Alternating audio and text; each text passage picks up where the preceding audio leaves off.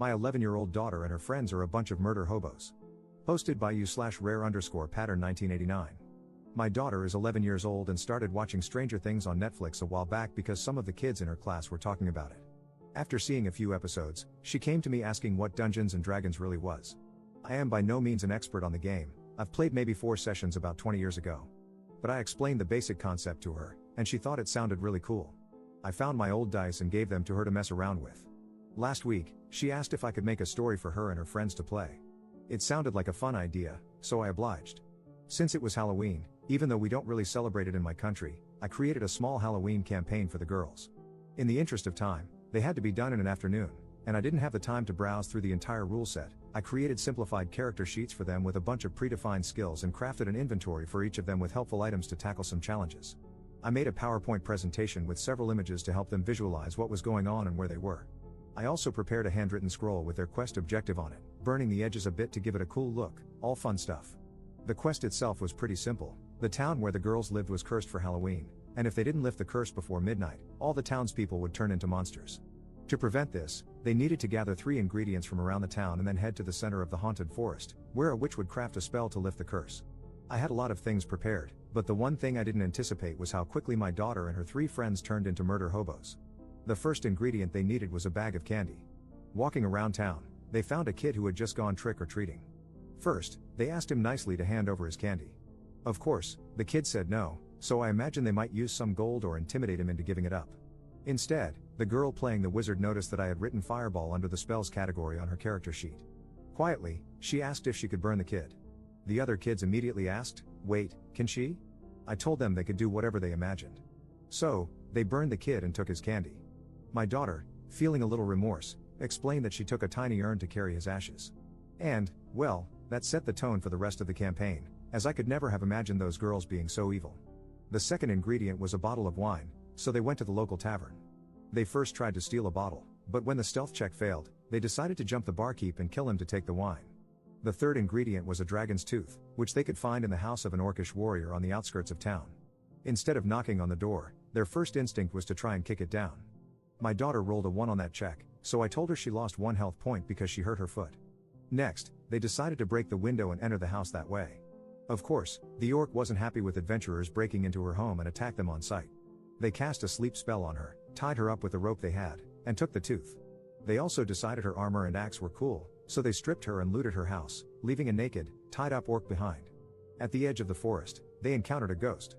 The idea was for the girls to discover that the ghost was afraid of the dark and help him quell his fears by using either the light spell on the wizard's sheet or a candle from the cleric's inventory.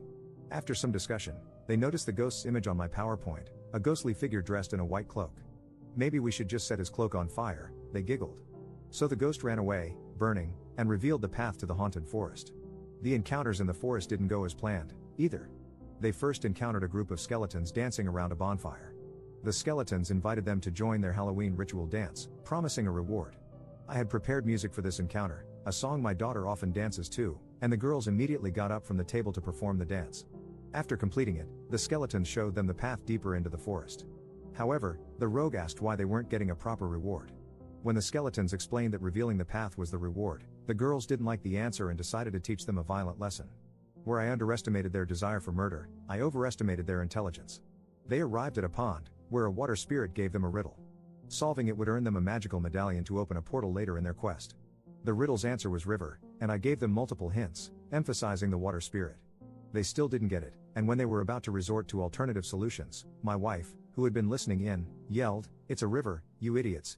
They giggled and happily accepted the medallion. Next, they encountered a giant crow who wanted some candy to feed her chicks. Unwilling to share, the crow was added to their fatality list. Then, the mage and cleric got trapped in a giant spider web. A giant spider attacked, and the rogue tried to free her friends by throwing her dagger. Each throw was a skill check, and she accidentally hit the cleric instead of the web. An epic battle ensued, culminating in my daughter mounting the spider and choking it with a rope. I let her roll for it, but when she succeeded, I explained that spiders have book lungs and don't breathe like mammals, so her plan didn't work. It was still a cool idea, though. They took a beating but eventually won, proudly burning the spider's corpse and carrying its ashes in another urn. Finally, they reached the magical portal. The medallion lit up, revealing a rebus puzzle. The solution was a phrase from a popular song in our country.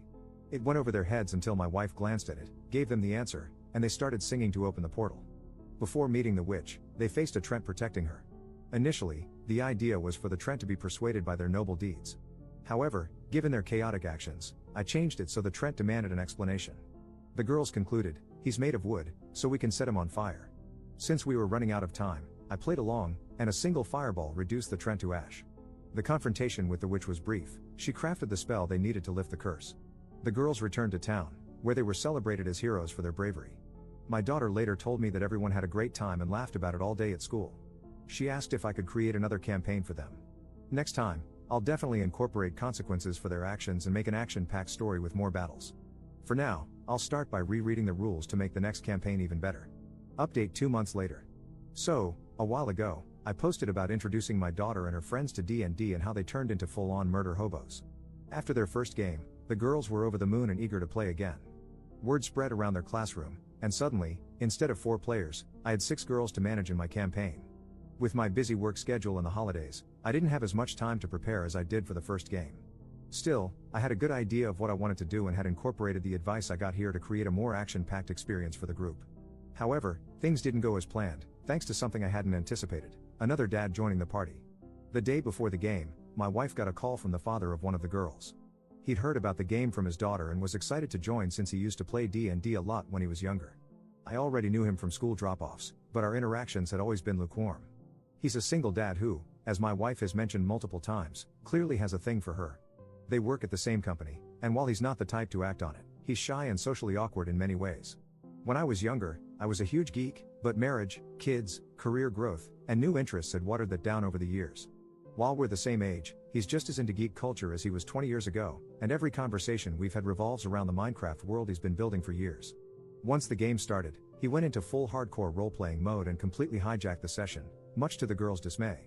I had prepared predefined character sheets and classes for the girls, complete with detailed explanations of their abilities, just like last time. The returning players started in the same inn where they'd previously murdered a boy on Halloween, with his mother now looking for him. They giggled about the situation, explaining it to the new girls. The plan was for the session to begin with a bar brawl against some drunken dwarves. Tensions were high, and some of the girls were already considering using a fireball, but the druid dad stepped in. He diffused the situation by charming the dwarves, buying them beer, passing all the charisma checks, and peacefully settling things. Since my plan had been for the girls to find a quest-related note on one of the dwarves' mangled bodies, I had to improvise and introduced a mailman to deliver the note instead. The note invited them to meet someone at a house near the old watermill, promising a great adventure and information about a hidden treasure. Along the way, they were attacked by wolves, time for their first combat. Except, the druid convinced the wolves they meant no harm, bypassing the fight entirely. When they reached the house, the girls wanted to barge in, but the druid insisted on scouting for traps and suspicious activity. He found a bird to ask for information about the house. Meanwhile, the girls started getting bored and bickering among themselves. One girl said she threw a rock at another's head. When they found the front door locked, they climbed onto the roof, and one girl pushed another down the chimney. Inside, the druid took control again, methodically having the girls detect magic, traps, and hidden doors in every room. The slow pace frustrated the girls, who started losing interest. To make matters worse, when they fought among themselves, the druid gave a speech about teamwork. After painstakingly exploring the house, they found the book they were looking for. The next part of the journey involved crossing a hot wasteland, but instead of picking up the pace, the druid had them stockpile water and food for the trip. I tried to speed things up with an ambush by orcs seeking revenge for being mistreated in the previous campaign. But instead of engaging in combat, the druid demanded backstory, expressed empathy, and tried to resolve things peacefully. When more orcs arrived, he convinced the party to surrender and get captured. I had to come up with a dungeon storyline on the fly, but by that point, the girls had checked out. It was hard enough involving all 6 players, but with the druid monopolizing the game, the energy in the room died completely. The campaign ended abruptly, and everyone went home. Unlike the first session, there was no laughter or excitement. My daughter didn't even mention the game afterward, which was a stark contrast to the last time. I suspect that the druid dad inadvertently killed their interest in role-playing games altogether. What the girls wanted was a fun, action-packed adventure of kicking tail and taking names, but his complex role-playing and methodical gameplay completely derailed the experience. Op in the comments. I am just going to check with my daughter and see what she wants to do. With any other dad, it wouldn't have been much of an issue. You grab a beer out of the fridge during the toilet break, and it's solved in 30 seconds. I have never had any type of meaningful conversation with this guy, and unfortunately, out of all the girls at the table, can you guess which one has been best friends with mine for practically all their lives?